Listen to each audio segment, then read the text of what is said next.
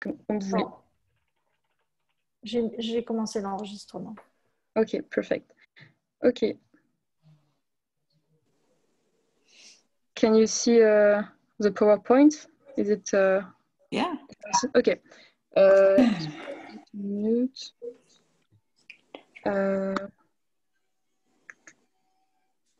Okay. Can you? So can everyone be on mute, please? Or can I don't know if I have the right to mute you. So okay, it's okay. Now.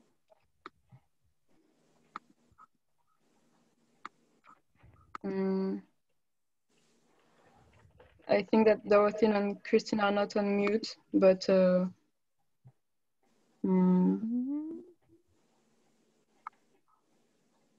I think because Isabel's the host, she has to do it. Yes, I think. Yes, but so. I'm checking, and I can't. Okay, but for some reason. It's not a problem issue if you don't talk. So it's up to you. So okay. Today I will present to you the city of Deauville, which is located in Normandy. I chose as a topic because I went to Deauville 2 weeks before. I went to the American Film Festival of Deauville that took place every year in September. And I went there with my university cine club.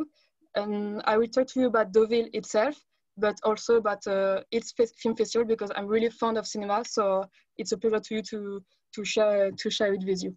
It's a pleasure for me to share it with you. So to begin with, I will sum up the history of Deauville. Okay. Under the Second Empire, Napoleon III, architects and urbanists started to build brand new beach resorts, mainly in Normandy. So, in fact, to sum it up, they chose a pretty little village, and they turned it into a pleasant town for vacation. You may know also Cabourg, which is also in Normandy, and Deauville was one of this type of city. It soon became a very popular destination among the bourgeoisie and the aristocracy because it is very close to Paris thanks to the train, to the road.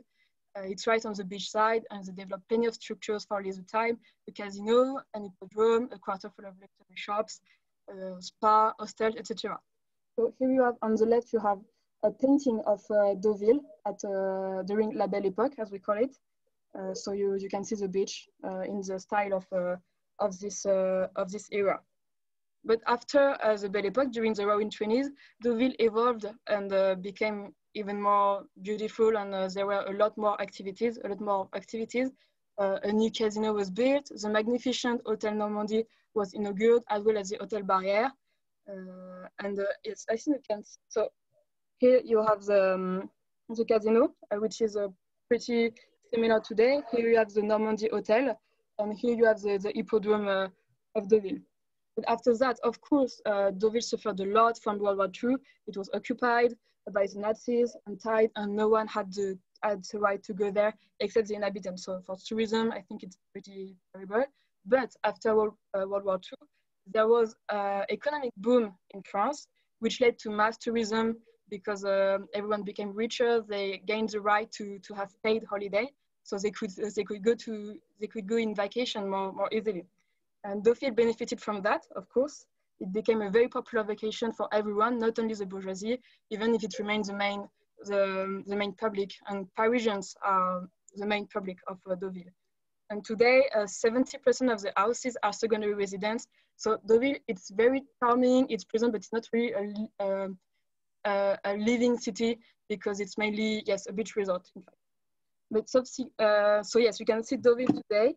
So here is the casino, which is really big, Hotel Normandy, and also you can see yes, as I said, there is a quarter full of luxury shop.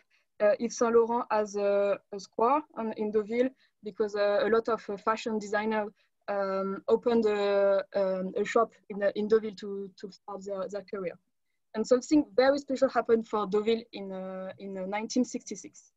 And so that was Deauville as a city, but Deauville is also a city of culture, of symbols. And it became very popular in 1966 because Claude Lelouch, a very famous French director, shot a movie that became an instant classic. It's called Un homme et une femme, starring Jean-Louis Trintignant, as you can see, he's here, and Anouk Aimée, who is here. So the movie takes place in Deauville. It's the love story between two widowers who encounter in Deauville thanks to their children. So you can see that they go for a boat drive, they take a stroll on the beach, so you can clearly see Deauville in all its splendor. And after this movie, Deauville became popular not only in France, but worldwide, and also became a city of cinema and an icon of romanticism.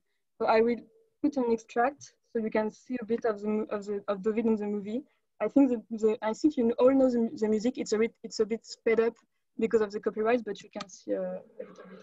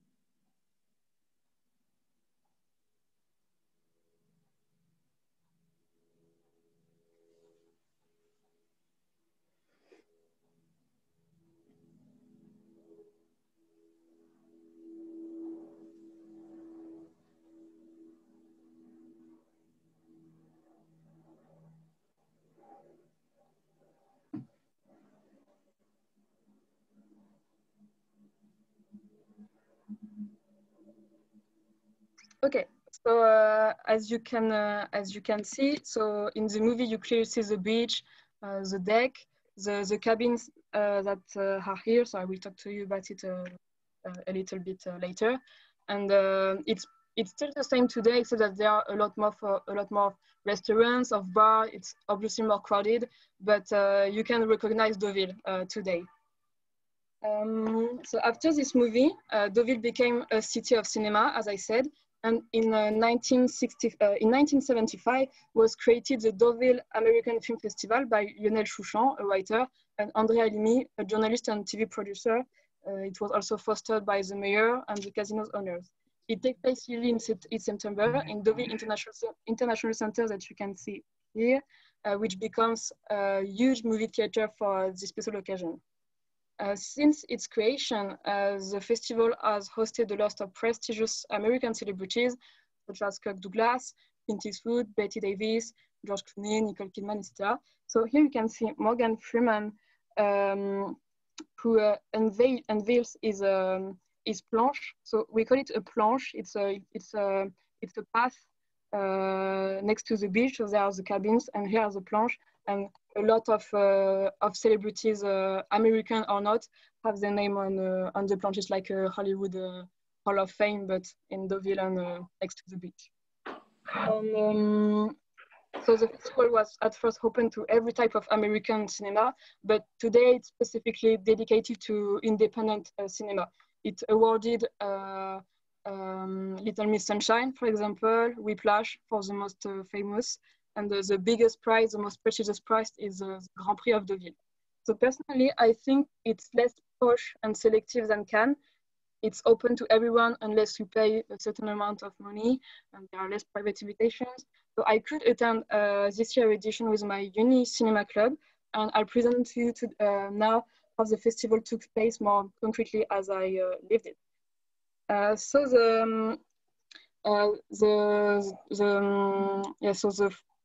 this year edition of Deauville was very special because, as you know, because of the epidemic, some important international events were cancelled.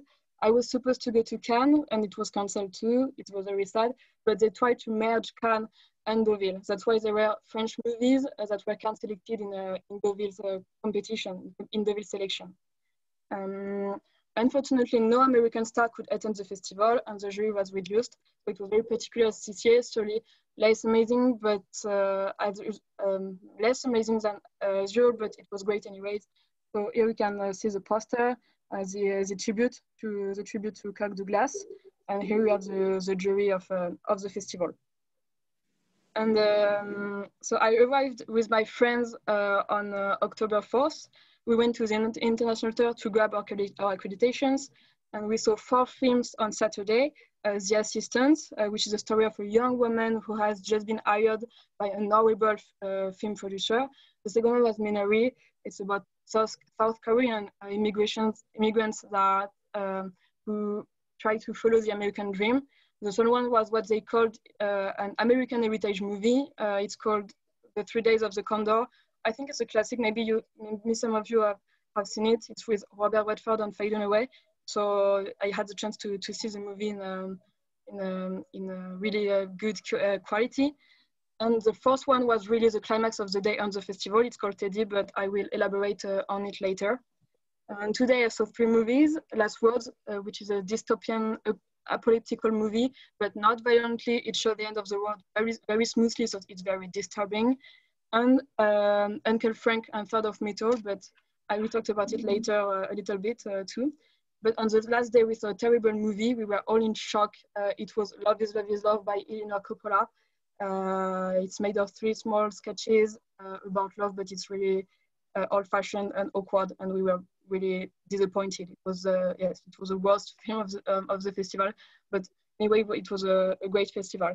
So here you have the palmarès. So the Grand Prix, as I said, the most prestigious, the jury's prize, the critics' prize, the public's prize, Revelation, mise en scène, I would say realization, and Prix d'Ornano Valenti is for French movies. So to finish, I will give you my prize list. So I hope that you will have the chance to see those movies very soon, or I mean sometimes, but they are really worth it. So Sound of Metal by Darius Marder it's a movie about a drummer who plays in a metal band with his girlfriend, and he becomes suddenly deaf. So it's a story about becoming deaf, overcoming his fear, and it's very touching.